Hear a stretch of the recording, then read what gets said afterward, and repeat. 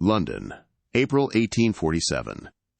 The evening rain pattered against the window panes of the Beaumont townhouse, matching the rhythm of Lyra's racing heart as she stared at the document before her. The candlelight flickered across the parchment, illuminating the elegant script that would forever alter her destiny. "You understand the terms, Miss Beaumont?" Mr. Silas Croft, the solicitor, cut through the tense silence. Lyra Beaumont lifted her golden head, her blue eyes reflecting both resignation and resolve.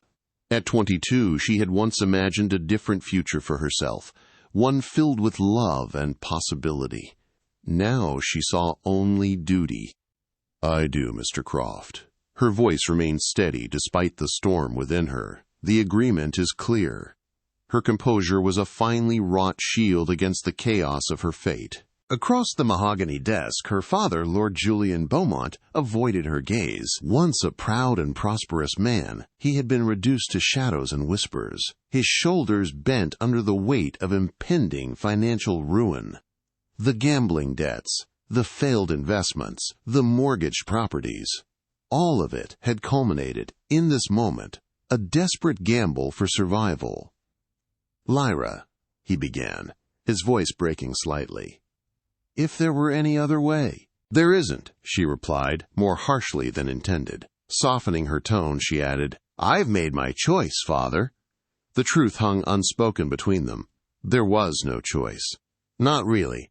Not when creditors circled like vultures, and her younger sisters faced a future without dowries or prospects. Not when the Beaumont name, centuries old and once respected, teetered on the precipice of disgrace. The door to the study opened without warning, and Lyra felt the air change even before she turned to face the newcomer. Lord Alaric Vance, the Duke of Blackwood, entered the room with the confident stride of a man accustomed to commanding attention. Tall and imposing in his perfectly tailored black coat, he surveyed the scene with cool detachment. At 35, his face bore the sharp, handsome features of aristocratic breeding, hardened by experience and authority. "Your Grace," the solicitor stammered, rising quickly. The Duke acknowledged him with a slight nod before his gaze settled on Lyra. His eyes, gray as winter fog, revealed nothing as they assessed her. Lyra felt the chill of his scrutiny, a profound lack of warmth that spoke of a man utterly detached from sentiment. "Miss Beaumont," his voice was deep, controlled, and utterly devoid of warmth, "I trust the arrangements meet with your approval." Lyra stood, determined to face her future husband as an equal, though society would never view them as such. "They do, Your Grace." Her voice held no tremor, only quiet resolve. "Excellent." He approached the desk, removing his gloves with deliberate precision. "Then let us conclude this business." Business. That was all this was to him, a transaction. The purchase of a bride to provide him with heirs and social standing. In exchange, the Beaumont family would receive enough funds to settle their debts and maintain their position in society. The Duke took the pen offered by the solicitor and signed his name with a flourish. When he extended the pen toward Lyra, their fingers brushed briefly. She suppressed a shiver at the contact, taking the pen and signing her own name beneath his. Lord Alaric Vance, Lyra Beaumont. 2 names bound together on paper, soon to be joined in a union that had nothing to do with affection and everything to do with necessity. "The wedding will take place 3 weeks from today," the Duke announced, addressing her father rather than her. "I've arranged everything at St. George's. The announcement will appear in tomorrow's papers." Lord Julian nodded gratefully, relief washing over his features. "Your generosity honors us, Your Grace. It is a mutually beneficial arrangement," the Duke replied evenly, finally turning his attention back to Lyra. "I will send a carriage for you tomorrow afternoon, Miss Beaumont. There are matters we must discuss regarding your future responsibilities as Duchess." Lyra bristled at his tone, but maintained her composure. "Of course, Your Grace." As if sensing her displeasure, the corner of his mouth lifted slightly, not quite a smile, but something akin to amusement. "Until tomorrow." Then, with a formal bow to her father and a barely perceptible nod to her, the Duke of Blackwood departed as abruptly as he had arrived, leaving behind the scent of sandalwood and the oppressive weight of Lyra's new reality. When the door closed, Her father collapsed into his chair. "It is done," he whispered. "We are saved."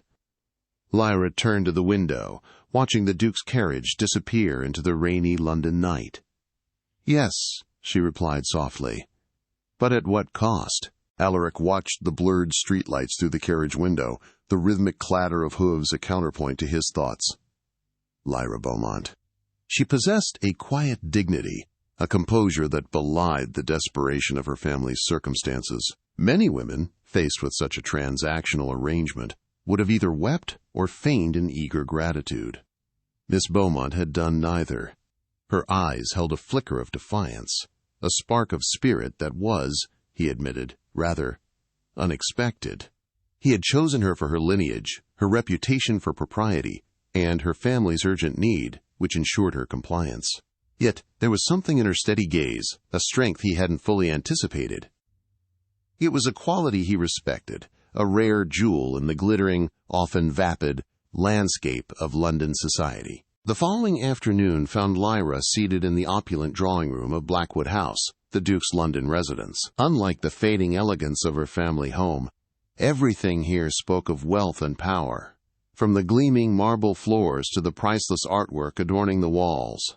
Each object seemed to hum with a silent declaration of status. "His Grace will see you now, Miss Beaumont," announced the butler, his posture as rigid as his tone, his gaze impassive. Lyra followed him through the grand hallway, her steps echoing against the marble, a small, resolute figure in a vast, intimidating world. The Duke's study was a masculine domain of dark wood and leather, with towering bookshelves and a massive desk positioned before tall windows overlooking the meticulously maintained gardens.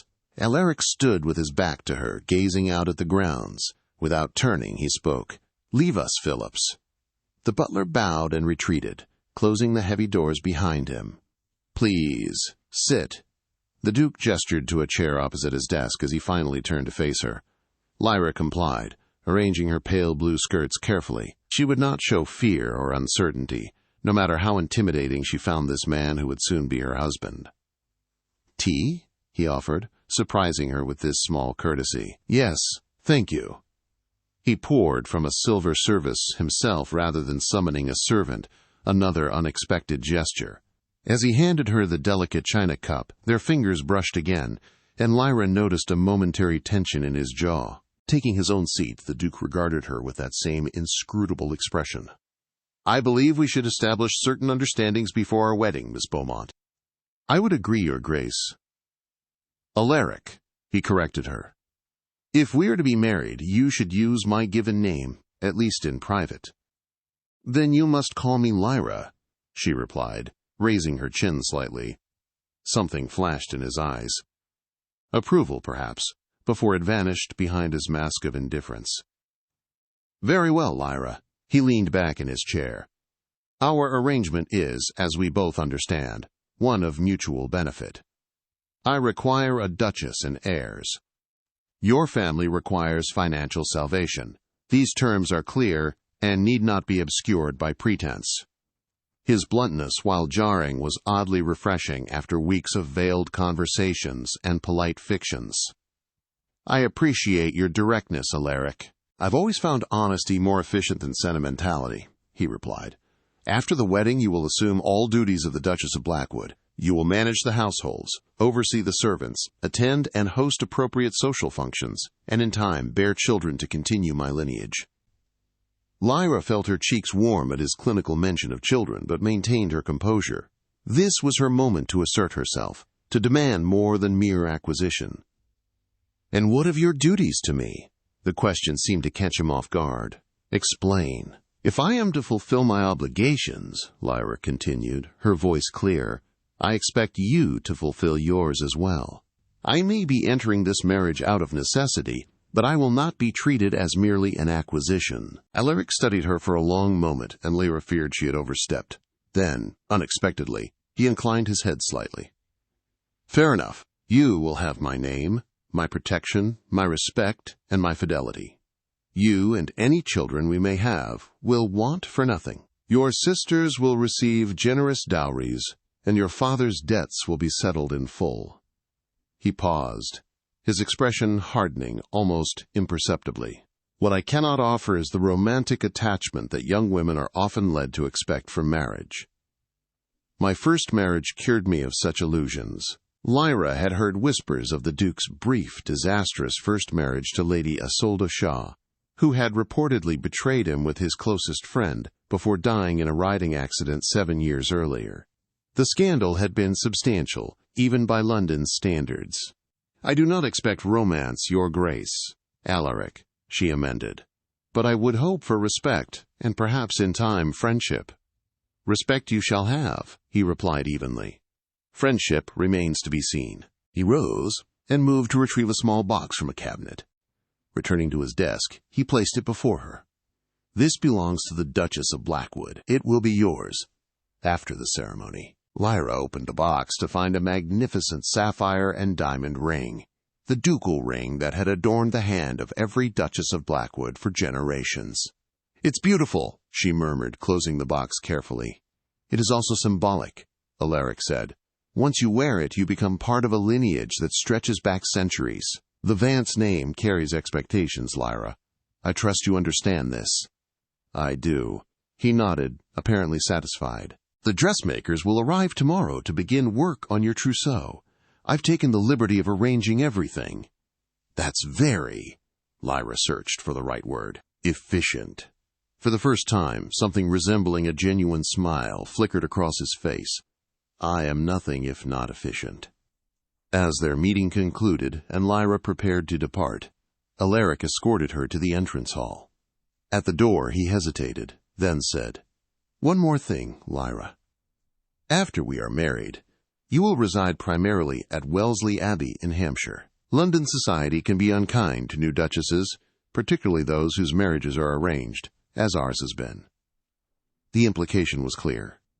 He meant to shield her from gossip and scrutiny by keeping her away from London. While part of her appreciated the consideration, another part bristled at being hidden away like something shameful. "I'm not afraid of London society, Alaric." "Perhaps you should be," he replied cryptically. "Nevertheless, we will return for the season. By then you will be established as my duchess, and certain adjustments will have been made." Before she could question his meaning, he bowed formally and handed her into the waiting carriage. As the vehicle pulled away from Blackwood House, Lyra couldn't help wondering what kind of man she was truly agreeing to marry, and whether the mask of cold indifference he presented to the world concealed something more complex beneath. The image of his gray eyes, like winter fog, lingered in her mind. What secrets did he guard? And what kind of life awaited her in the grand, ancient walls of Wellesley Abbey, far from the familiar streets of London? The wedding of Lord Alaric Vance, Duke of Blackwood, and Miss Lyra Beaumont took place exactly as planned, a lavish yet somber affair at St. George's, Hanover Square, attended by the cream of London society. Lyra had walked down the aisle in ivory silk and Honiton lace, her golden brown hair adorned with orange blossoms and family diamonds, looking every inch the aristocratic bride. If observers noted the bride's solemn expression or the groom's distant manner as they exchanged vows, such observations remained discreetly whispered behind gloved hands. The union of the wealthy, powerful duke with the daughter of an old but financially diminished family surprised few. Such alliances were the backbone of aristocratic society. 3 weeks after the wedding, Lyra found herself standing at the window of her private sitting room at Wellesley Abbey, watching spring rain sweep across the expanse of grounds. The ancient estate, with its gray stone walls and centuries of history, was to be her home now. Yet it still felt foreign, as did her new title and identity as Duchess of Blackwood. She ran a hand over the cool glass pane, a silent testament to the barrier between her and this grand, imposing world. She was here, but not truly of here. Not yet. A soft knock at the door interrupted her thoughts. "Enter," she called, turning from the window. Mrs. Albright, the housekeeper who had served the Blackwood family for over 30 years, stepped into the room. Her curtsy was formal, precise, and utterly devoid of warmth. Her eyes, sharp and assessing, lingered on Lyra for a beat too long. Lyra felt the unspoken loyalty radiating from the woman, a devotion to the memory of the previous Duchess, Lady Isolde, that felt like a subtle, yet undeniable, challenge. "Your Grace," Mrs. Albright's tone was clipped, professional, and cool. "His Grace requests your presence in the library." Lyra nodded, smoothing the folds of her emerald day dress. "Thank you, Mrs. Albright. I'll go to him now." As she made her way through the long gallery lined with ancestral portraits, Lyra couldn't help feeling the weight of their painted gazes. Generations of Blackwood women who had come before her, each one born to the role she was now struggling to inhabit. Her steps faltered as she passed a particularly striking portrait. Lady Isolde, Alaric's first wife. Her beauty was undeniable, a cascade of dark curls, luminous eyes, and a confident, almost defiant, smile. Lyra felt her presence, a silent rival whose memory permeated the very stones of the abbey. Lyra found Alaric in the library, seated at his desk, surrounded by correspondence and account books. The afternoon light filtered through the tall windows, catching the silver at his temples, the only indication of age in his otherwise vigorous appearance. The past 3 weeks had been a careful dance of politeness between them. They took breakfast separately, dined together formally in the evening, and retired to separate chambers at night. The marriage remained unconsummated, a fact that both relieved and puzzled Lyra. Alaric treated her with unfailing courtesy, but maintained an emotional distance that seemed unbridgeable. "You wish to see me, Alaric?" she asked from the doorway. He looked up, his expression softening almost imperceptibly at the sight of her. "Yes, Lyra, please come in." Setting aside his papers, he gestured to a chair near the desk. "I've had word from London. Lady Fitzwilliam is hosting her annual midsummer ball in 3 weeks. We are expected to attend." Lyra felt a flutter of both excitement and apprehension. "We're returning to London?" Briefly, he confirmed. "It would be noticed if we were absent, particularly so soon after our marriage. Speculation is unhelpful." The practical consideration behind his decision was clear, yet Lyra couldn't help feeling that there was more to it than social obligation. "Is there something specific about this ball that concerns you?" Alaric's gaze sharpened. In their short time together, she had noticed his surprise whenever she perceived more than he intended to reveal. "You are perceptive," he acknowledged. "Lady Fitzwilliam is a significant figure in society, and her favor can influence many. More importantly, she had other candidates in mind for my second wife. Her own niece, Lady Seraphina Sterling, chief among them."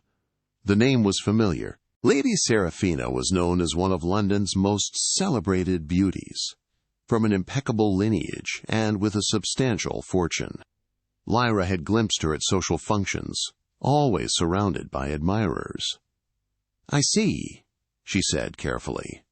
"And was Lady Seraphina a serious consideration?" Something hardened in Alaric's expression. "No, though many assumed otherwise." The clipped response suggested deeper waters that Lyra was not yet privileged to navigate.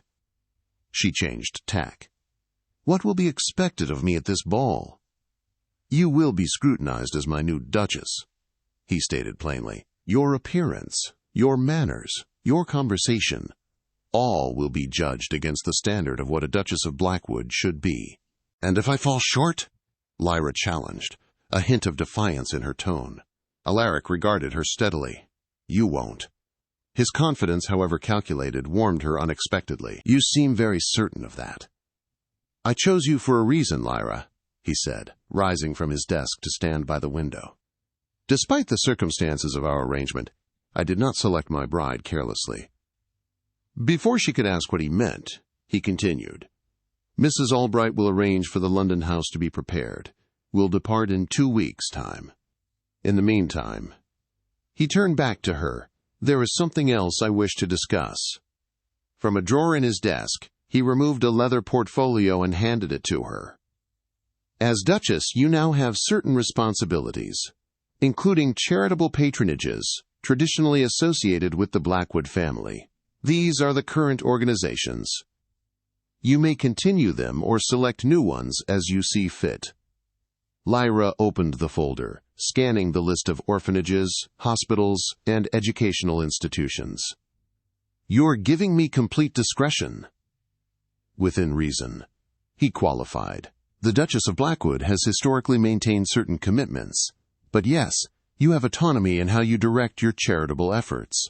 It was the first real authority he had granted her, a small acknowledgement of her position that felt significant nonetheless. "Thank you, Alaric. I'll review these carefully." Alaric watched Lyra as she studied the portfolio, her brow furrowed in concentration. The flicker of genuine interest in her eyes, the thoughtful way she absorbed the information, it was unlike the feigned enthusiasm or immediate delegation he might have expected from other women in her position. He had chosen her for her composure and her quiet strength, but seeing her apply herself to a task with such seriousness, a task usually relegated to a secretary or a less engaged wife, stirred something unexpected within him. She wasn't merely accepting a duty, she was assessing it, considering its weight and potential. This was more than mere compliance. It was a demonstration of a capable mind, a potential partner in more than just name. It impressed him, subtly but profoundly. Later that day, in the quiet solitude of her sitting room at Wellesley Abbey, Lyra pored over the documents in the leather portfolio. Her attention was particularly drawn to a report detailing a small orphanage in a less affluent part of London. The words painted a grim picture: declining funds, dilapidated conditions, and a manager struggling to provide even the most basic necessities. A wave of concern washed over her, quickly followed by a determined resolve. This wasn't merely a line item on a ledger. These were children in need. She felt a personal call to action, a purpose beyond her own immediate, formidable challenges. This was a problem she could, perhaps, solve. He nodded, then hesitated before adding, "There is one more matter.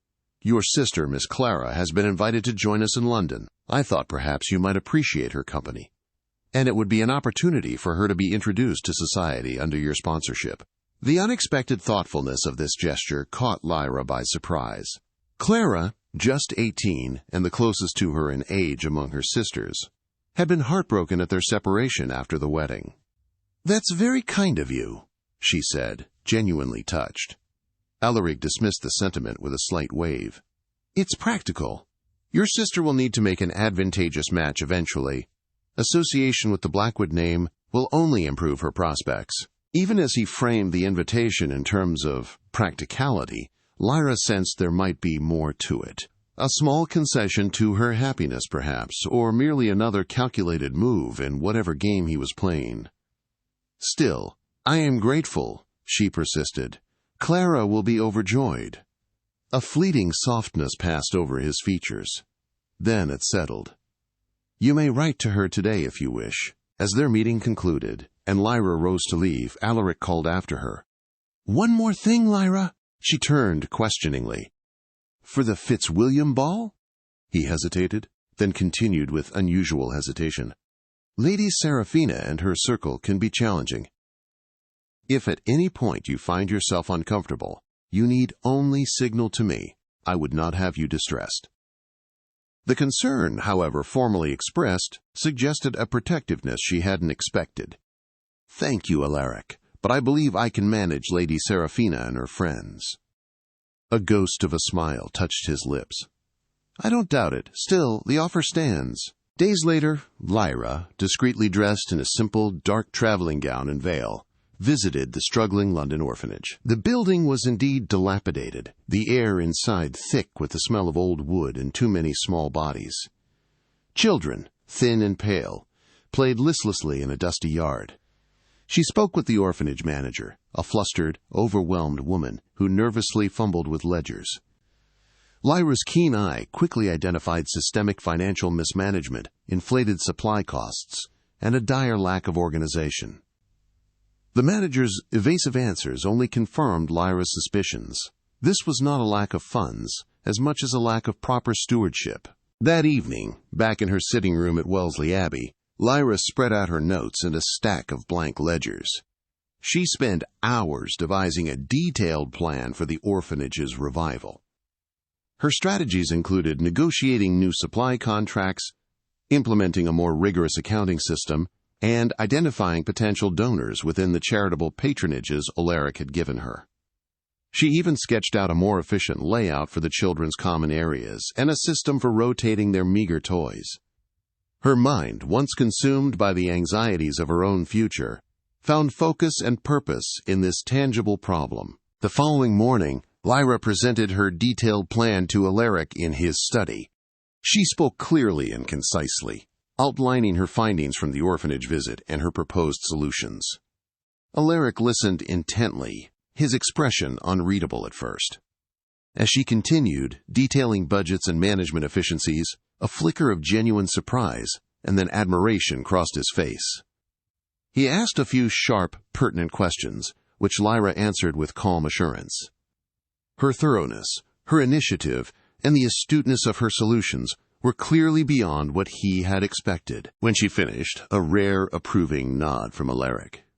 "That is remarkably comprehensive, Lyra." He paused, a hint of genuine appreciation in his voice. "You have exceeded my expectations. Your plan demonstrates not only compassion but a keen understanding of practical management. You have my full support in implementing this." Lyra felt a quiet satisfaction, a small victory that had nothing to do with her title and everything to do with her own capabilities. Days before their departure for London, Lyra oversaw the final preparations at Wellesley Abbey. With the orphanage plan now in motion, and Alaric's unexpected commendation echoing in her mind, a new sense of purpose settled over her. She still anticipated the scrutiny of London society and the inevitable barbs from Lady Seraphina, but she felt a quiet strength she hadn't possessed a month ago. She had faced her father's ruin, entered an unwanted marriage, and now she was actively shaping her role, not just enduring it. She felt ready. Later that afternoon, Alaric stood at his study window, ostensibly reviewing estate reports, but his gaze kept drifting to the gardens below, where Lyra was speaking with the head gardener, a confident smile on her face. She moved with an easy grace, gesturing animatedly as she discussed a new rose variety. He recalled a musical evening months ago, before their engagement was even a whisper. Lyra had been there, a quiet presence in a room full of preening debutantes. He remembered her genuine, unstudied reaction to a particularly moving Beethoven sonata, a stark contrast to the affected appreciation of the others. He had noticed her then, long before necessity had brought them together. He had observed her dignity, her quiet resilience, even as her family's fortunes waned. It was more than a mere observation, he realized now. It had been an impression, a deep, indelible impression. The grand townhouse of Lady Fitzwilliam blazed with light, a magnificent beacon of aristocratic splendor in Berkeley Square. Carriages lined the cobbled street, disgorging finely dressed nobles into the warm June evening. Inside, crystal chandeliers glittered, casting their opulent glow over marble floors and gilded furnishings, while an orchestra played from the ballroom, its melodies a vibrant counterpoint to the hum of anticipation. Lyra stood at the top of the grand staircase, acutely aware of every eye that turned in her direction, as the major domo's resonant voice announced, "His Grace, the Duke of Blackwood, and Her Grace, the Duchess of Blackwood." Lord Alaric Vance stood beside her, resplendent in formal evening wear, his expression as unreadable as always. As they began their slow descent, he placed her hand on his arm, leaning close to murmur, his voice a low, steady current against the rising tide of scrutiny. "Remember who you are now." The simple reminder, a quiet anchor in the swirling uncertainty, straightened Lyra's spine. Her chin lifted fractionally. She was the Duchess of Blackwood. Regardless of how she had attained the title, it was hers now, and she would wear it with dignity. Lady Fitzwilliam awaited them at the foot of the stairs, an imposing woman in her 60s, dressed in plum silk, with an impressive display of diamonds at her throat. Her shrewd eyes, sharp and assessing, took in Lyra with undisguised curiosity. "Alaric, my dear boy," she greeted him with obvious affection, offering her cheek for his customary kiss. "How well you look!" Alaric replied with a courtesy that seemed warmer than usual, "Lady Fitzwilliam." He then turned, presenting Lyra. "May I present my wife, Lyra, Duchess of Blackwood?" The older woman's smile cooled several degrees as she turned to Lyra. "Your Grace," she acknowledged, with a perfectly correct yet somehow diminished curtsy. "Welcome to my home. We are almost interested to make your acquaintance." Her emphasis on almost and lineage was subtle but unmistakable. "You are very kind, Lady Fitzwilliam," Lyra replied smoothly, refusing to be intimidated, her gaze steady. "Alaric has spoken highly of your long friendship with his family." "Has he indeed?" Lady Fitzwilliam's gaze flickered to Alaric, who remained impassive. "Well, the Blackwoods have been dear to me for decades. I knew Alaric's mother from our days as debutantes." Her words were steeped in a history Lyra could not share, a subtle reminder of her outsider status. How fortunate to have such enduring connections. Lyra observed carefully, maintaining her composure, her voice unwavering despite the implied slight. Lady Fitzwilliam's lips thinned slightly, her shrewd eyes giving Lyra one final, assessing glance. "Yes, well, do enjoy the ball." She then turned back to Alaric, her voice softening. "Alaric, Seraphina was asking after you earlier. I believe she's by the terrace doors." With a rustle of silk, she moved away to greet other guests.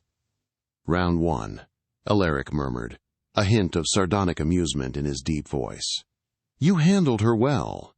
Lyra, a ghost of a smile touching her lips, replied under her breath, "The evening is young."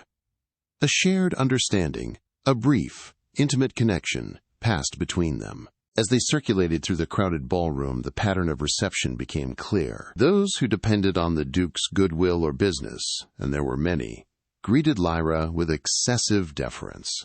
Others, secure in their own position, displayed a range of reactions, from polite curiosity to barely concealed disdain. The whispers followed them like a shadow. Beaumont girl, family nearly ruined, arranged match, no dowry to speak of.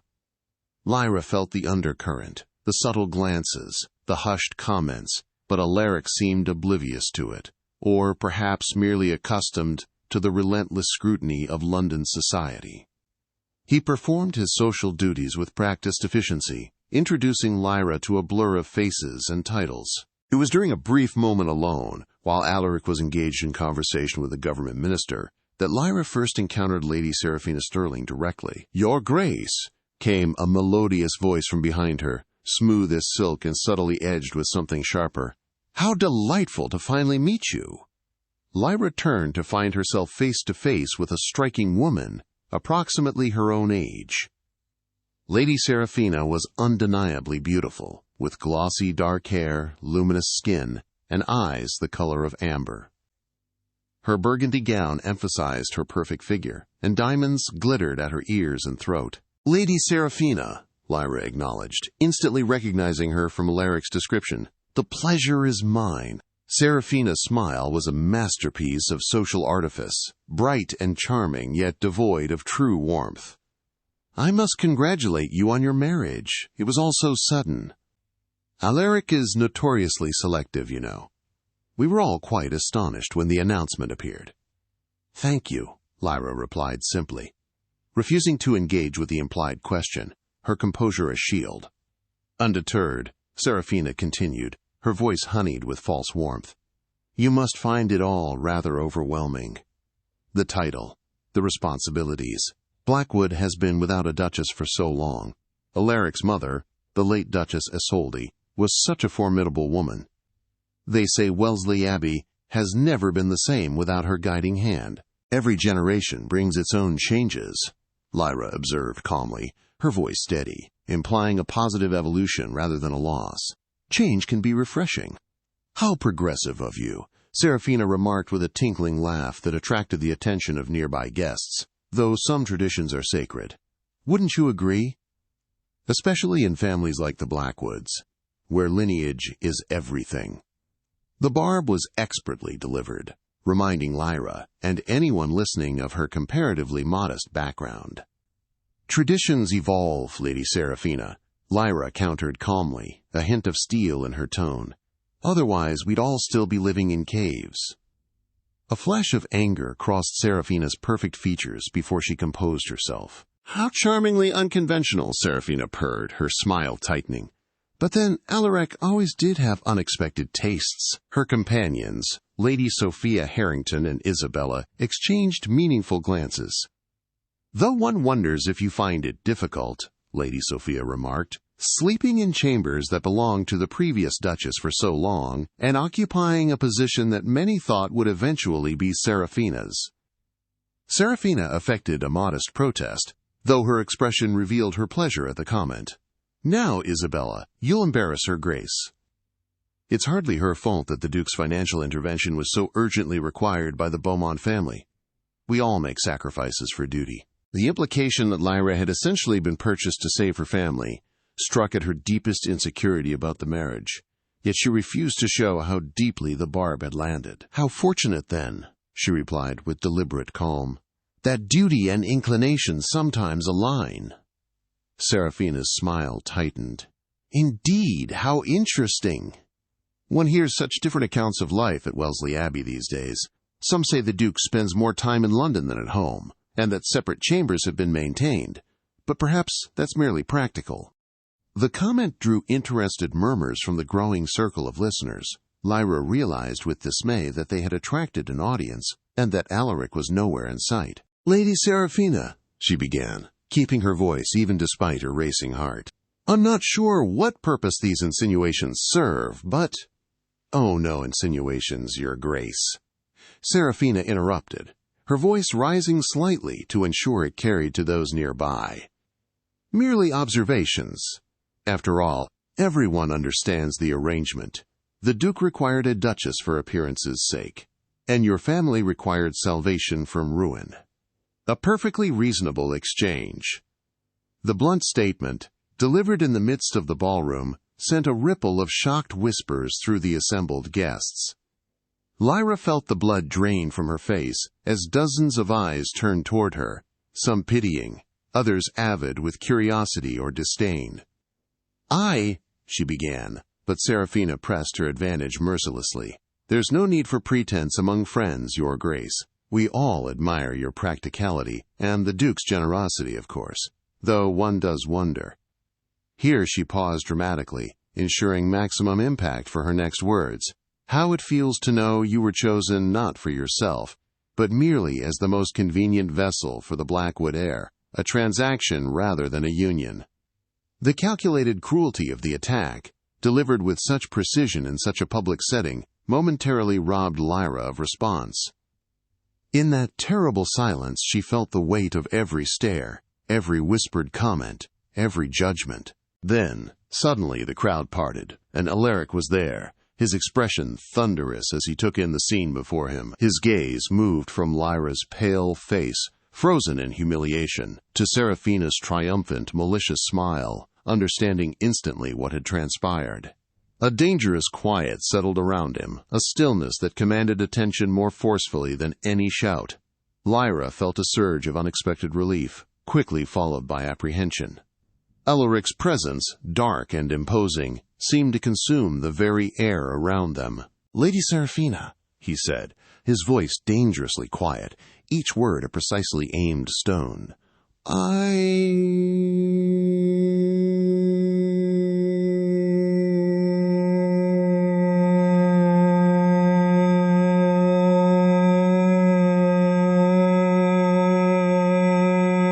Serafina's confidence wavered slightly at his tone, her triumphant smile faltering. "Alaric, I was merely making conversation with my wife," he interrupted coldly, his voice carrying easily in the hushed ballroom.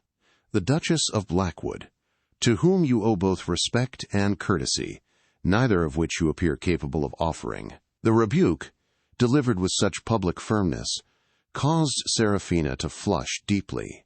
"I meant no offense," she stammered, suddenly aware of the turning tide, as Alaric's clear anger registered with the onlookers. Yet offense was given, Alaric replied, his voice unwavering. "And not for the first time. Your persistent inability to accept reality has become tiresome, Serafina." He turned to Lyra then, and what happened next would become the talk of London for months to come. In full view of the assembled aristocracy, The Duke of Blackwood, known for his reserve and formality, took his wife's face gently between his hands. His thumbs brushed her cheekbones, his gray eyes, usually like winter fog, now blazing with an intensity that shocked her to her core. He bent his head and kissed her. It was not a chaste, perfunctory gesture, but a kiss of unmistakable passion and possessiveness that left no doubt about his feelings, a public claim. Lyra's breath hitched, her fingers instinctively clutching the lapels of his coat, a silent acknowledgement of the fire that flared between them. When he finally drew back, his eyes remained locked with Lyra's, something fierce and protective in his gaze, a silent vow exchanged above the murmurs of society. "Come, my love," he said, his voice loud enough for those nearby to hear clearly, the possessive endearment ringing through the suddenly hushed ballroom. "I believe we've had quite enough of this evening's entertainment." The silence that followed them as Alaric led Lyra from the ballroom was profound, broken only by the furious sobs of Lady Seraphina and the excited whispers that erupted in their wake. Lyra, still stunned, felt the heat of his hand at the small of her back as he guided her through the stunned crowd, a triumphant exit that would redefine their place in society. In the carriage returning to their London residence, Lyra sat in stunned silence, her fingers pressed to lips that still tingled from his unexpected kiss. The rhythmic clatter of the horses, hooves, and the rumble of the wheels were the only sounds in the confined space. She gazed at Alaric, seated opposite her, his face half-shadowed in the dim light filtering through the windows. His expression was once again inscrutable, giving away nothing of the powerful emotions he had displayed moments before. "Why did you do that?" she finally asked, her voice barely a whisper, a hint of bitterness creeping into her tone despite her confusion. Alaric regarded her with an expression she couldn't quite decipher in the dim light. "Because it was necessary." "Necessary," she repeated, the word laced with a touch of the hurt she felt, believing it to be a calculated performance. "To salvage appearances, you mean?" He shifted slightly, the tension in his shoulders evident even in the gloom. "No," he said quietly, his voice firm, unwavering. "To protect what is mine."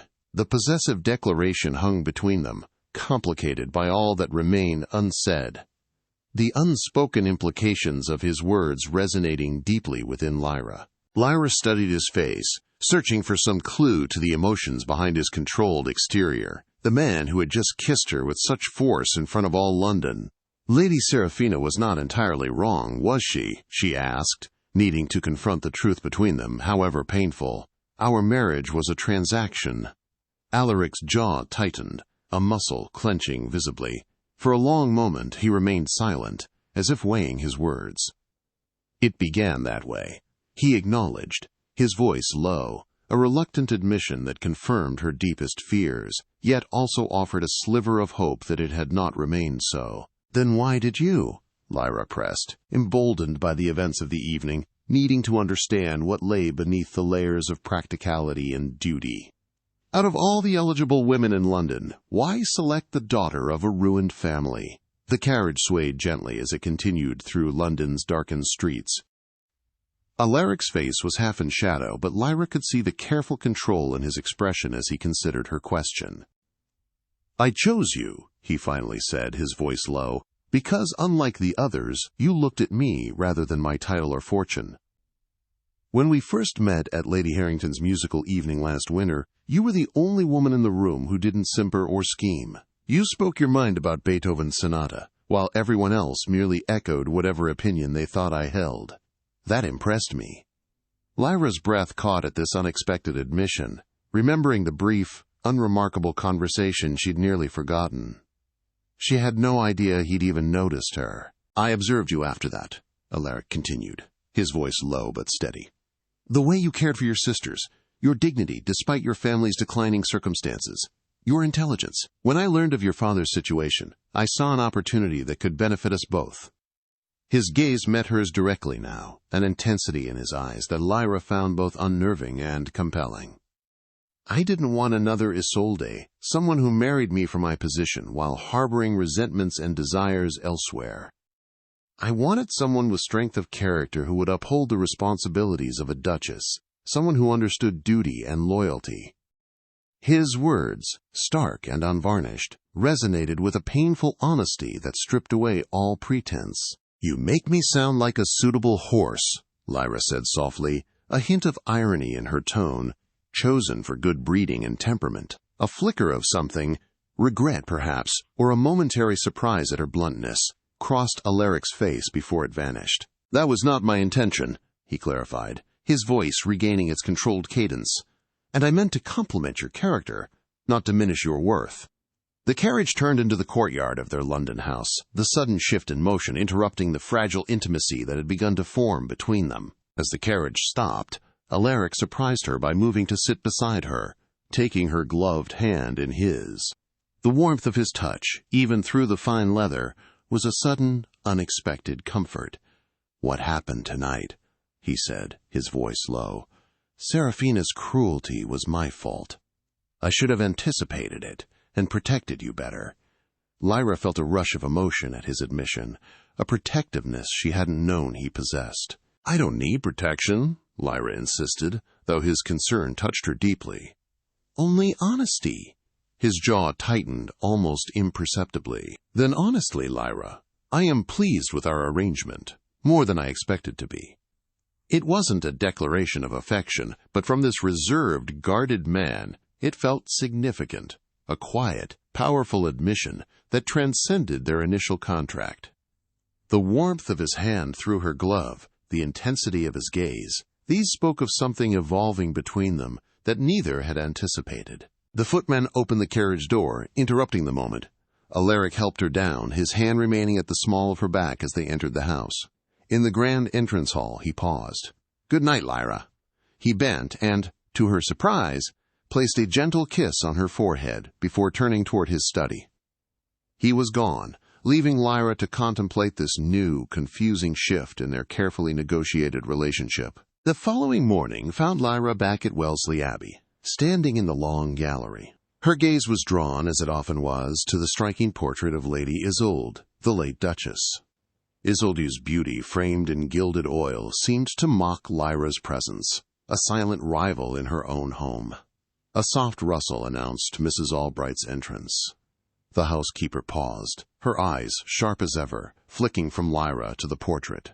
"Her late Grace had exquisite taste in art," Mrs. Albright remarked, her voice perfectly neutral, yet laced with an unspoken comparison that implied Lyra's own inferiority. Lyra felt a familiar prick of annoyance, but also a growing resolve. This was her home now, and she would not be intimidated by ghosts, painted or otherwise. Lyra turned to Mrs. Albright, her posture regal, her gaze steady. "Indeed, Mrs. Albright, Lady Isolde's legacy is undeniable. However," she continued, her voice clear and firm, "the Abbey has a new Duchess now, with her own vision for its future." Mrs. Albright's expression, usually a mask of stoic formality, registered a flicker of surprise at Lyra's directness. She gave a stiff, yet noticeably less hostile, curtsy. It was a small concession, but Lyra recognized it as a victory, a grudging acknowledgment of her new authority, a subtle shift in the fortress of Mrs. Albright's loyalty to the past. The return to Wellesley Abbey brought a subtle but unmistakable change in their dynamic. While they still maintained separate chambers and many of the formal aspects of their arrangement, other boundaries began to blur. Alaric no longer confined himself exclusively to his study, but joined Lyra in the library or drawing room in the evenings. They spoke of books, music, the estate management, conversations that gradually became less guarded, occasionally even warm. On a particularly fine morning in late June, Lyra was reviewing correspondence in her sitting room when a knock came at the door. To her surprise, it was Alaric, rather than a servant who entered at her invitation. "I thought you might like to see the Eastern Gardens today," he said without preamble. "The roses are at their peak, and the head gardener tells me you've taken an interest in his work." The invitation, so casually offered, represented another small breach in the wall between them. "I'd like that very much," Lyra replied, setting aside her letters. They walked together through the formal gardens, the morning sun warming the ancient stone walls and highlighting the vibrant blooms. Alaric, to her surprise, knew the history of every section, which Duchess had commissioned, witch planting, how the design had evolved over generations. "My mother loved these gardens," he told her, as they paused by a particularly magnificent display of white roses. "After she died, my father let them fall into disrepair. When I inherited, restoring them was one of my first projects. It was the most personal information he had volunteered about his family, and Lyra treasured the small confidence. "They're beautiful," she said sincerely. "Your mother would be proud." Alaric's expression softened momentarily. "Perhaps. She was difficult to please. And was your father equally demanding?" Lyra ventured, curious about the family that had shaped him. "My father was," he paused, choosing his words carefully, "a traditional duke, concerned with duty, lineage, appearances, not given to displays of affection or approval." The measured description suggested deeper complexities that Alaric wasn't ready to share, but even this glimpse into his past felt like progress, painting a clearer picture of the guarded man beside her. As they continued their walk, Lyra gathered her courage to address what had remained unspoken between them since their return from London. "Alaric, about what happened at the Fitzwilliam ball." "You were exemplary," he interrupted. "Lady Seraphina behaved abominably, but you maintained your dignity admirably." "Thank you. But that's not what I meant to discuss," Lyra persisted gently. "Since that night, things between us have seemed different." Alaric stopped walking, turning to face her fully. In the clear morning light, his gray eyes appeared less forbidding than usual. "Different how?" he asked. "Less formal," she clarified. "More like a true marriage than a business arrangement." His expression became guarded again. "Does that concern you?" "No," Lyra answered honestly. "It confuses me. I'm not sure what you want from me now." Alaric was silent for a long moment, studying her face as if searching for something, a vulnerability in her open expression that resonated with an unspoken question. "What I want," he finally said, his voice complex, tinged with a reluctance that spoke volumes, "is complex. When we married, I believed I could maintain a distance. Emotional detachment seemed safer, cleaner. But I find myself unexpectedly drawn to you, Lyra. Your courage, your grace under pressure. It has made me question my own careful rules." The admission, delivered with such halting, reluctant honesty, touched her deeply, making her heart ache with a surprising tenderness for this guarded man. "I felt it too," she confessed, her voice barely above a whisper. "The shift between us." A vulnerable moment of shared understanding passed between them, a silent acknowledgement of the new, uncharted territory they were entering. Something vulnerable flickered in his eyes before he masked it, his gaze still intense. "We should proceed carefully," he suggested. "My first marriage taught me the dangers of allowing sentiment to cloud judgment." "What happened with Isolde?" Lyra asked softly, knowing she was treading on sensitive ground, but needing to understand the shadows that still haunted him.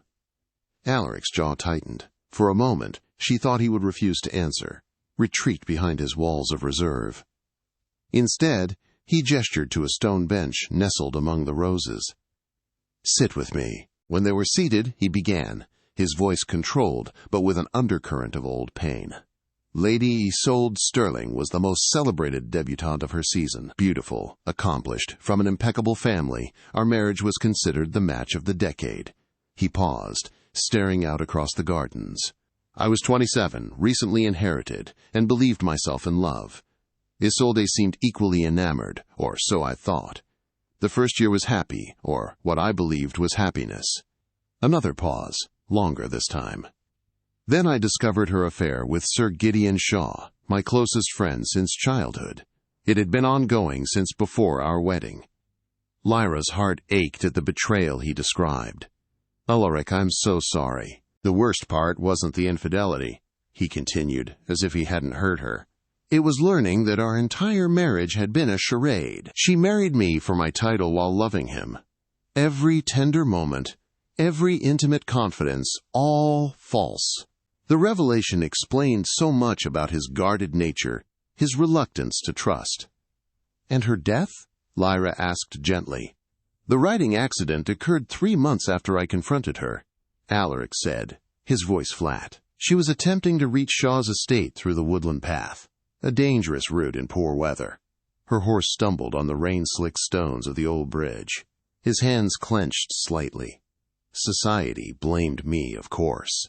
Whispers that I had driven her to desperation, that I had been cold and unforgiving. Lady Fitzwilliam was particularly vocal in her criticism. "Is that why you avoided remarrying for so long?" Alaric nodded slowly. "Marriage seemed an unnecessary risk. I had an heir in my nephew, my younger brother's son. There seemed no reason to subject myself to potential betrayal again. Until your family's financial difficulties created an opportunity," Lyra replied, unable to keep a hint of hurt from her voice. He turned to her then, his expression intense. "Yes, initially. But, Lyra, you must understand. I selected you specifically because I believed you incapable of Isolde's kind of deception. You've never pretended to feel what you don't." His direct, powerful statement resonated deep within her, validating her character in a way no compliment ever could. "And what do you believe I feel now?" Lyra asked quietly, her voice barely a whisper amidst the rustling leaves of the eastern gardens. The profound honesty of her own admission hung in the air, creating a tangible space between them. Alaric's gaze, less forbidding in the clear morning light, searched her face, a flicker of something unreadable in its depths. "I don't know," he admitted, his voice low, almost hesitant. "That uncertainty is disconcerting, yet I find myself wanting to discover the answer." The confession, halting and imperfect, nevertheless represented a profound shift in their relationship, an acknowledgement that whatever had begun as a transaction had evolved into something neither of them had anticipated. Before Lyra could respond, the moment was interrupted by the arrival of Mrs. Albright, hurrying down the garden path with uncharacteristic haste. Her usually rigid posture was softened by urgency, her face a mask of concern. "Your Grace," she called, addressing Alaric, her voice sharp with alarm. "A messenger has arrived from London. Lord Julian Beaumont has suffered an apoplectic fit. He's asking for Her Grace." Lyra felt the blood drain from her face, her hand flying to her mouth to stifle a gasp. "Father," she whispered, the word a fragile prayer. "How serious is it?" Mrs. Albright wrung her hands. "The message didn't say, Your Grace," she replied sympathetically, her tone softer than Lyra had ever heard. "Only that your presence is urgently requested." Alaric stood immediately, his face etched with a decisive gravity that cut through Lyra's rising panic. "Have the traveling carriage prepared immediately," he instructed the housekeeper, his voice calm but commanding, "and send word to Dr. Morris to meet us in London." He turned to Lyra, his hand briefly, gently, covering hers. "Go and pack whatever you need, Lyra. We'll depart within the hour." His efficiency was a strange yet potent comfort in her distress, a steady anchor in the sudden storm. Lyra nodded, a silent thank you passing between them. "Thank you, Alaric." His gaze was steadfast. "He's your father," he replied simply. "Of course, we must go to him." The journey to London passed in anxious silence, Alaric's steady presence, a silent support beside Lyra in the carriage. They arrived at the Beaumont townhouse well after midnight. Clara met them at the door, her young face pale with worry as she embraced her sister. "Oh, Lyra, I'm so relieved you've come." "How is he?" Lyra asked urgently. "Stable for now," Clara replied, leading them upstairs. "Dr. Winters says it was a severe attack, but Father is strong. He's been asking for you continuously." Outside Lord Julian's bedchamber, Lyra hesitated, turning to Alaric. Would you come in with me?" The request seemed to surprise him, but he nodded. "If you wish it." Lord Julian lay propped against pillows, his once robust frame diminished, his complexion alarmingly gray. His eyes, however, brightened at the sight of his eldest daughter. "Lyra," he whispered, extending a trembling hand. "My dear girl!" She rushed to his side, taking his hand carefully. "Father, we came as quickly as we could." "We," he repeated, his gaze moving past her to Alaric, who stood respectfully at the foot of the bed. "Your Grace, You brought her yourself. I am grateful." Alaric inclined his head. "You need not thank me, sir. Lyra is my wife. Her family is now my family as well." The simple statement, delivered without hesitation, sent a flood of warmth through Lyra. A powerful reassurance in the midst of her fear. Dr. Winters, a grave-faced gentleman with spectacles, drew them aside after a brief examination. "His lordship needs absolute rest and calm," he informed them quietly. "The next few days will be critical. Another attack could prove fatal." "I'll stay with him," Lyra decided immediately, her voice firm despite her internal trembling. "We both will," Alaric amended, surprising her. "I've already sent for additional staff from Blackwood House, and Dr. Morris will arrive by morning to consult with Dr. Winters." His decisive action and unexpected support overwhelmed her, a silent promise to shoulder this burden with her, transforming the nature of their union in a way no words could have conveyed. As the doctor departed and Clara went to oversee the preparation of rooms for their extended stay, Lyra found herself alone with Alaric in the corridor outside her father's chamber. "Alaric, I don't know how to thank you," she began, her voice thick with emotion. "There is no need," he interrupted gently, his hand reaching out to touch her arm. "This is what marriage means, Lyra, standing together in difficulties as well as in celebration." The words were so contrary to their original agreement, so far from the practical arrangement they had negotiated, that Lyra could only stare at him in wonder, the sheer depth of his unexpected sentiment rendering her momentarily speechless. "That's not what you said when we signed our contract," Lyra finally managed, a hint of awe in her tone. Alaric's jaw tightened almost imperceptibly, a flicker of vulnerability crossing his expression before it was concealed once more behind his usual reserve. "Perhaps I've reconsidered certain aspects of our arrangement," he replied, his voice softer than she had ever heard it.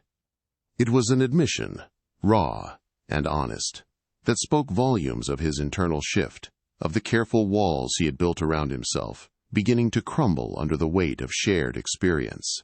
"Rest now, Lyra. Tomorrow will bring its own challenges." Before she could respond, he leaned forward and brushed his lips against her forehead, a brief, tender gesture that felt more intimate than their passionate kiss at the Fitzwilliam ball. It was a kiss of quiet comfort, of unspoken understanding, a promise of steadfast presence.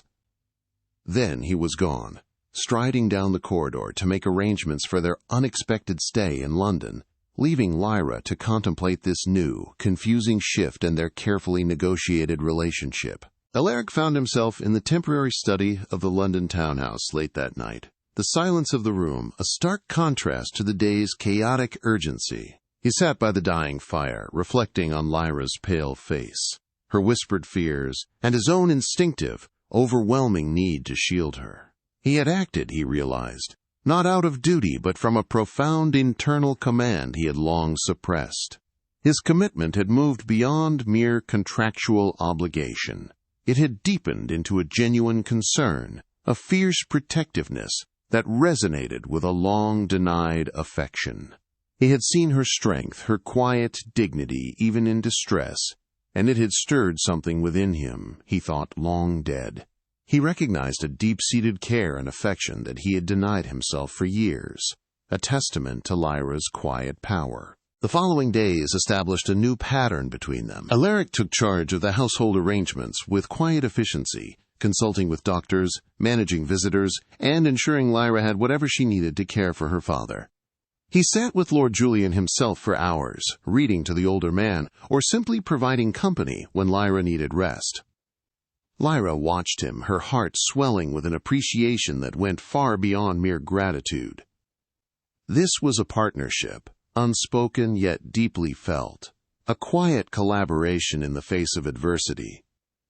The boundaries between their separate lives were blurring, replaced by a shared purpose and a growing, comfortable proximity. Clara observed this shift in their relationship with barely concealed curiosity. "He's not at all what I expected," she confided to Lyra one evening as they took tea in the drawing room while Alaric was meeting with the family solicitor. "From the rumors, I thought the Duke of Blackwood was cold and unapproachable." Lyra smiled slightly, a warmth spreading through her chest. "He can be," she acknowledged, "but there's more to him than society sees." Clara leaned forward, her young eyes earnest. "He cares for you, Lyra. Anyone with eyes can see it." Lyra's heart quickened at her sister's direct assessment, a confirmation of the hope that had begun to blossom within her. "Our relationship is evolving," Lyra admitted cautiously, choosing her words with care. "It began as one thing, and is becoming something else entirely." "Something better?" Clara pressed hopefully. "Something truer," Lyra replied after considering her words carefully. "Though I'm not yet certain where it leads." The uncertainty remained, but it was no longer a chilling fear, but a hopeful, thrilling anticipation of possibilities she had once thought forever closed to her. The shared vigil by her father's bedside had forged a bond far stronger than any contract. That uncertainty remained as Lord Julian gradually recovered over the following 2 weeks. The crisis had brought Lyra and Alaric closer, in ways neither had anticipated, but neither had spoken directly of the change between them. On a warm July evening, with Lord Julian finally well enough to sit up in a chair by the window, Alaric found Lyra alone in the small garden behind the townhouse. "Your father seems much improved," he observed, coming to stand beside her. Lyra nodded, grateful for his steady presence these past difficult weeks. "Dr. Morris believes he may be able to travel to Bath by the end of the month. The waters there might help his complete recovery." "I've already made inquiries about suitable accommodations," Alaric told her, his gaze sweeping over the neglected roses, "and arrangements for Clara and your younger sisters to join him there." The thoughtfulness of this gesture, anticipating her family's needs without being asked, moved her deeply. "Alaric, I don't know how to thank you for everything you've done," Lyra began, her voice thick with emotion. "You've gone far beyond what our arrangement required." He was silent for a moment, his expression unreadable in the gathering twilight, a thoughtful cast to his features as he considered her words. The unspoken truth of their transformed relationship hung between them, heavy with potential, waiting for acknowledgement. "Perhaps we should discuss our arrangement, as you call it."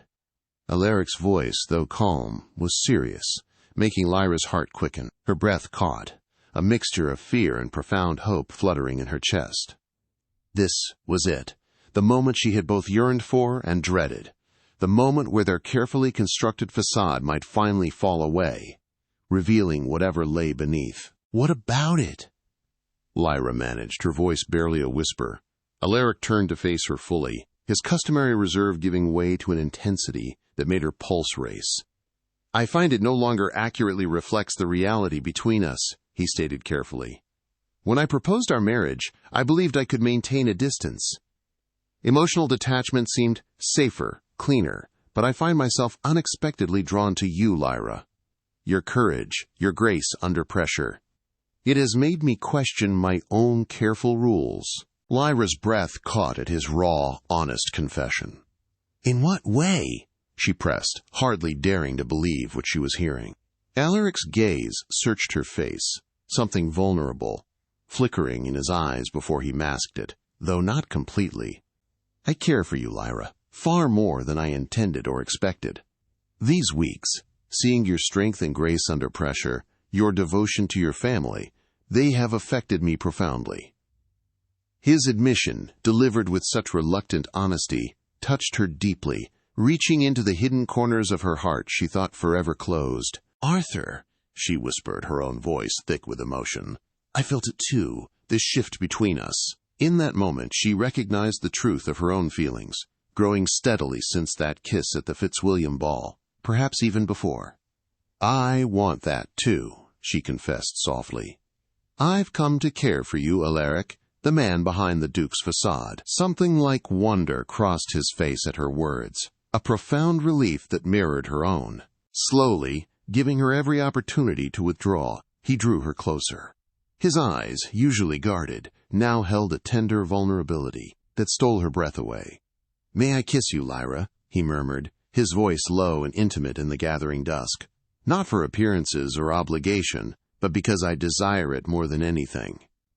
In answer, she lifted her face to his, her eyes conveying the unspoken yes that her heart cried out. This kiss was different from their first, not a public declaration or statement of possession, but a tender exploration, a beginning rather than a tactical maneuver. His arms encircled her waist, drawing her against him as the last light faded from the garden and the first stars appeared above them.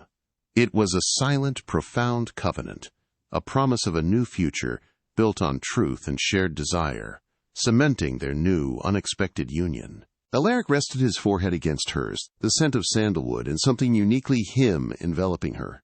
The cool night air of the garden seemed to hold its breath around them.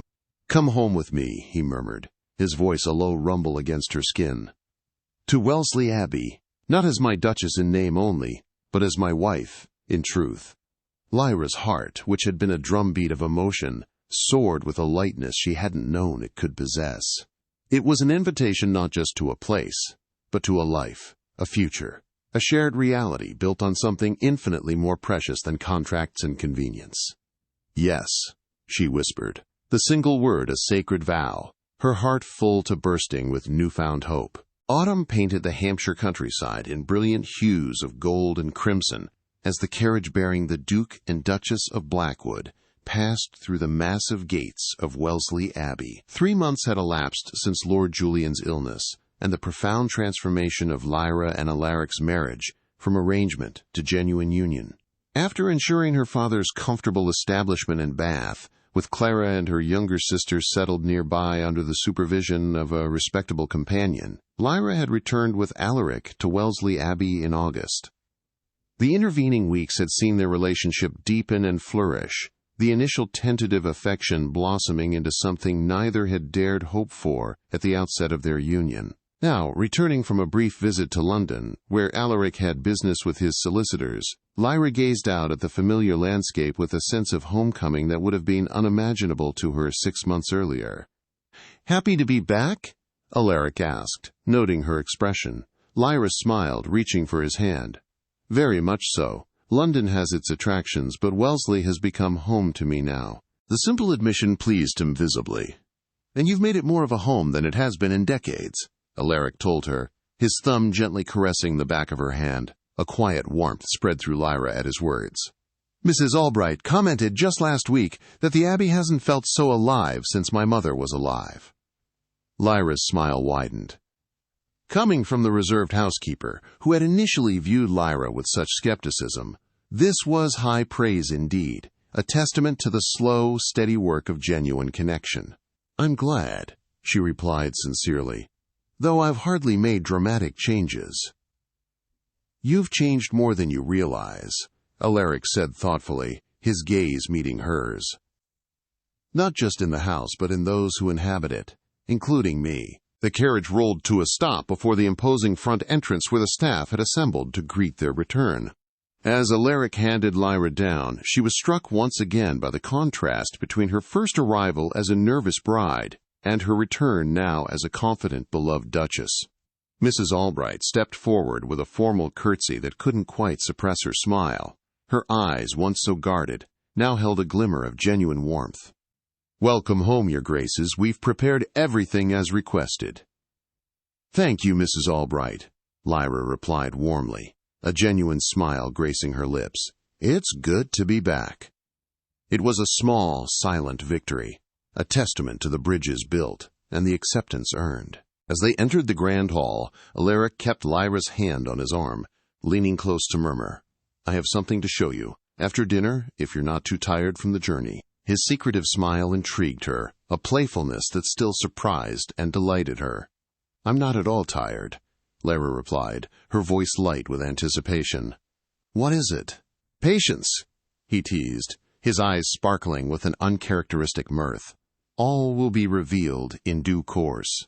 The evening passed pleasantly with a quiet dinner in the small dining room they now preferred when not entertaining. Afterward, Alaric led Lyra through the west wing of the Abbey toward a section she had rarely visited. "Where are we going?"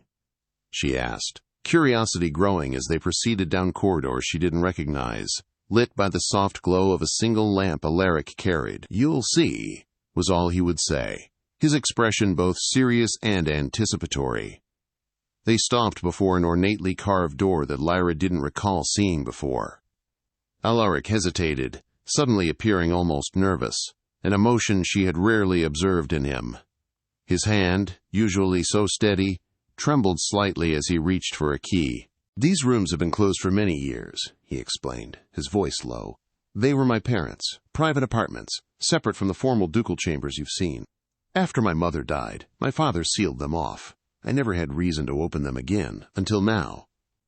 With that mysterious statement, he produced a key and unlocked the door, leading Lyra into a suite of rooms that took her breath away. Unlike the imposing grandeur of the staterooms or the masculine austerity of Alaric's current chambers, these apartments were elegant, yet intimate, designed for comfort as well as beauty.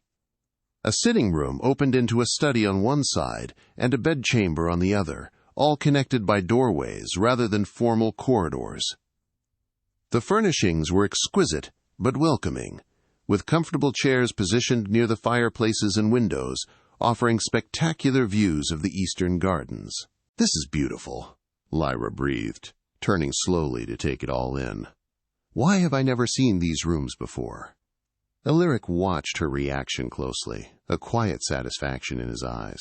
"They belonged to my parents during the happiest years of their marriage, before duty and disappointment drove them apart. My mother created these spaces as a private retreat where they could be simply husband and wife, rather than Duke and Duchess." He moved to open the curtains wider, allowing more of the evening light to filter in. "I've had them cleaned and restored over the past month while we were away. New fabrics, new furnishings where needed, but maintaining my mother's original design." Lyra's heart quickened as she began to understand his purpose. "Alaric, are these to be our rooms?" He turned to her, that rare vulnerability visible in his expression again. "If you wish it. I hoped, we might use these as our private apartments, a place that is truly ours, separate from the weight of tradition or the shadows of the past." The gesture touched her deeply. This man, who had been so resistant to emotional attachment, was now offering to create a shared sanctuary for them. "I would like that very much," she said softly. Relief and pleasure crossed his face. "There's one more thing," he added, leading her toward a smaller door she hadn't noticed, nestled almost invisibly into the wall. "This was my mother's particular pride." The door opened onto a private walled garden, sheltered from view and accessible only from their apartments. Even in October it remained beautiful, a tranquil oasis with stone benches, a small fountain, and late-blooming flowers still offering color against the autumn foliage. "It's perfect," Lyra whispered, overwhelmed by the thoughtfulness of his surprise. "Absolutely perfect." Alaric's expression softened as he watched her delight. "I wanted to create something new for us, not bound by the constraints of our beginning or the expectations of others, a place that belongs only to Lyra and Alaric, not to the Duke and Duchess of Blackwood." The distinction was meaningful, acknowledging how far they had come from their initial roles. Lyra moved to stand before him, reaching up to touch his face gently. "Thank you for this gift, for everything." He caught her hand, pressing a kiss to her palm. "I have one more confession to make," he said, his voice low and intimate in the gathering dusk. "What is it?" she asked, her gaze fixed on his. "When I told you I observed you before proposing our arrangement, that wasn't entirely accurate," Alaric admitted. "The truth is, I noticed you the first moment you entered Lady Harrington's musical. You stood apart from the others, genuine, unaffected. Something about you called to me even then, though I wasn't ready to acknowledge it." He drew her closer, his arms encircling her waist. "When I learned of your family's difficulties, I told myself I was being practical, strategic, that our marriage would be a sensible solution for both of us. But I think even then some part of me was seeking a reason to claim you." The confession, this proud man acknowledging the emotions he had denied even to himself, moved Lyra deeply. "And now," she whispered, her voice thick with emotion, "what do you seek now?" "Only this," he replied simply. "You, us, a life together built on truth rather than arrangement." As twilight deepened around them in their private garden, Lyra realized how completely her life had transformed. From reluctant bride to beloved wife, from marriage of convenience to partnership of choice, the journey had been unexpected but infinitely precious. "I love you, Alaric," she said, the words she had held back for weeks finally finding voice. Not the Duke of Blackwood, not the arrangement, but you, the man who defended me at the Fitzwilliam ball, who sat beside my father's sickbed, who created this sanctuary for us. Just you. The last of his carefully constructed walls seemed to crumble at her declaration. "And I love you, Lyra," he replied, his voice rough with emotion. "More than I believed possible. More than I have ever loved anyone." Their kiss in the twilight garden sealed this new beginning. No longer a contract between strangers, but a covenant between two hearts that had found each other against all odds and expectations. London, December 1847. Snow fell softly outside the windows of Lady Fitzwilliam's grand ballroom, but inside warmth and light prevailed as the cream of society gathered for her traditional Christmas ball. Chandeliers glittered above elegantly dressed nobles, while musicians played seasonal melodies and servants circulated with champagne and delicacies. Near the entrance, a ripple of interest passed through the crowd as the major domo announced, "His Grace, the Duke of Blackwood, and Her Grace, the Duchess of Blackwood." Alaric and Lyra descended the staircase together, a striking couple that drew every eye. Lyra, radiant in a gown of deep burgundy velvet with diamonds at her throat and in her golden hair, smiled up at her husband with undisguised affection. Alaric, handsome in formal black evening wear, kept her hand possessively on his arm, his customary reserve softened by the tenderness in his gaze whenever it rested on his wife. Lady Fitzwilliam hurried forward to greet them, her manner markedly different from their last encounter at her ball. "Alaric, my dear boy, and Duchess, how perfectly lovely you look tonight. We are so honored by your presence." The change in her attitude was unsurprising. In the months since the scandal at her midsummer ball, society had witnessed the transformation of the Duke and Duchess of Blackwood's marriage from supposed arrangement to obvious love match. Their evident happiness and Alaric's clear devotion to his wife had silenced most of the earlier whispers and turned many former critics into eager supporters. "Lady Fitzwilliam," Alaric acknowledged with cool courtesy. "A beautiful gathering as always." "Indeed," Lyra added warmly. "The decorations are particularly splendid this year." As they moved into the ballroom, Lyra caught Alaric's eye, a shared, knowing glance passing between them. As they circulated through the ballroom, accepting congratulations and engaging in polite conversation, Lyra spotted Clara across the room, looking enchanting in her first formal gown as a debutante. Under Lyra and Alaric's sponsorship, Clara had been introduced to society the previous month and was already attracting considerable attention from eligible gentlemen. "Your sister appears to be enjoying herself," Alaric observed, following Lyra's gaze. "Thanks to you," she replied softly, her voice filled with genuine gratitude. "Your kindness to my family has meant everything, Alaric." He squeezed her hand gently. "They are my family now, too." Lyra noticed Lady Seraphina Sterling watching them from across the room. Unlike Lady Fitzwilliam, Seraphina had not been quick to revise her attitude toward Lyra. Still beautiful, but noticeably thinner, with a brittle quality to her smile, she stood with a small circle of admirers, though her attention remained fixed on Alaric and Lyra. "She still hasn't forgiven us," Lyra murmured to Alaric. He glanced briefly in Seraphina's direction before dismissing her with a slight shrug. "Her forgiveness is irrelevant. Her ability to harm you, however, concerns me." "I'm no longer vulnerable to her barbs, Alaric," Lyra assured him. "Not now." The music changed to a waltz, and Alaric led Lyra onto the dance floor. As they moved together with the practiced ease of partners who had grown increasingly attuned to each other, she reflected on how dramatically her life had changed in less than a year. "What are you thinking?" Alaric asked, noticing her contemplative expression as the waltz ended. "About beginnings and endings," she replied. "How what began as necessity has become the greatest joy of my life." His eyes softened. "Mine as well." As the waltz ended, Alaric kept her hand in his. "There's something I've been meaning to tell you," he said, leading her toward a quieter corner of the ballroom. "I received word from Dr. Morris yesterday." Lyra's pulse quickened at his serious tone. "Is it about father? Has he suffered a relapse?" "No, nothing like that," Alaric assured her quickly. "It's about you, Lyra.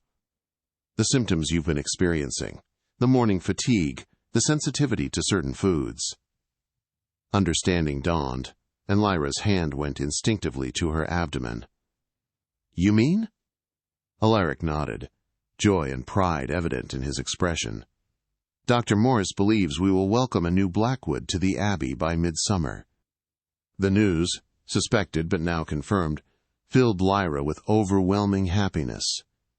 "A child," she whispered.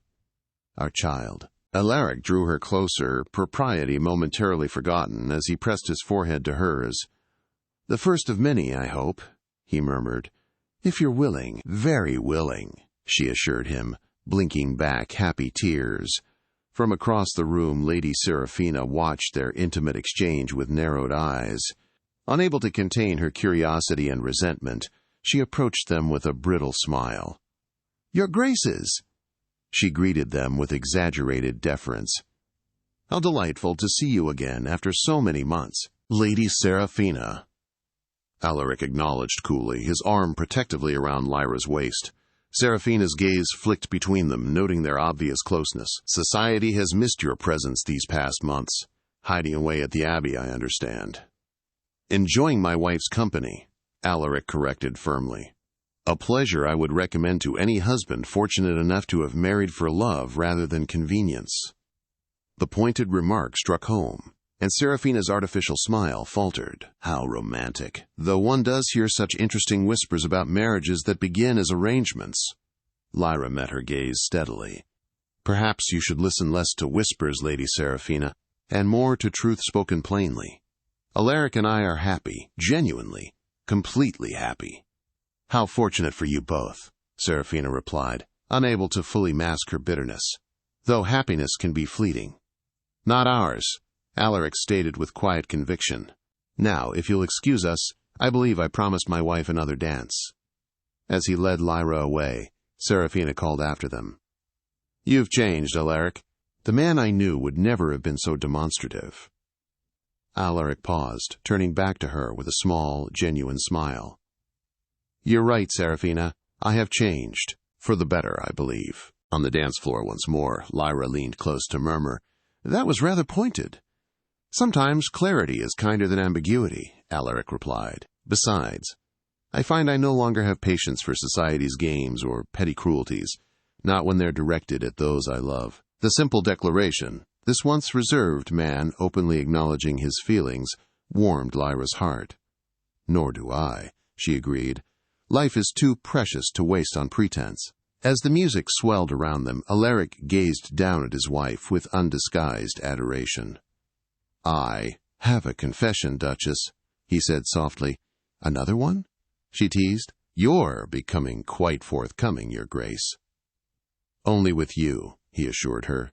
"I was just thinking how fortunate it was that your father lost his fortune." Lyra laughed in surprise. "That's a rather unusual sentiment." "But true," Alaric insisted, spinning her gently with the music.